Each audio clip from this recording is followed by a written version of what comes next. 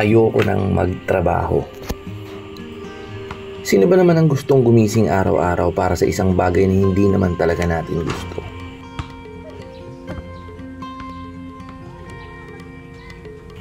Pero ganun talaga, kailangan.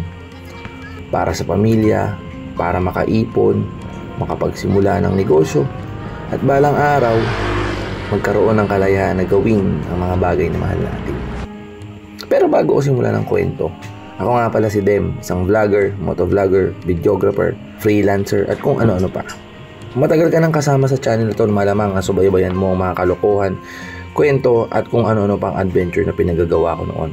Pero kung bago ka pa lang, welcome kaibigan. Subscribe ka na rin para mas makilala mo pa ako.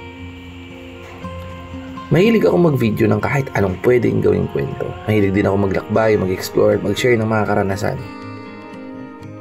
At syempre, pangarap ko rin babalang araw na dito na lang gumawa ng videos, magkwento, share sa inyo yung mga nangyayari. At kung papala rin, baka pwede ko na rin iwan ang pagiging freelancer at maging isang full-time content creator. Napaka-impokrito ko naman siguro kung hindi ko sasabihin na hindi ko to iniisip araw-araw, di ba? Sa ngayon, isa akong freelancer. Nagtatrabaho mula sa bahay. Binibenta ko ang aking oras at kakayahan sa iba't ibang kumpanya. Virtual assistant kung tawagin. At alam mo, masarap sa pakiramdam kaibigan. Dahil kahit papano nasa bahay lang ako, kasama ang pamilya at mas hawak ko ang oras ko. Simula nung pandemic, dumami ang kagaya kong ganito ang setup. And don't get me wrong, sobrang thankful ako sa trabahong ito. Ito yung naging turning point ng buhay ko, ng pamilya ko. Pero sa kabila ng lahat, may mga pangarap pa rin akong gustong habulin. May apoy pa rin sa loob ko na gusto kong sundan. Kaya ngayon, susugal ulit ako.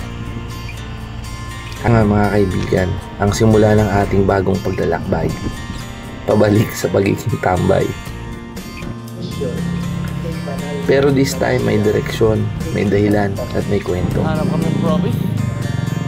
Gusto ni nanay, mamaya bilda. Nakain muna kami ni Kuya Babs. Eto.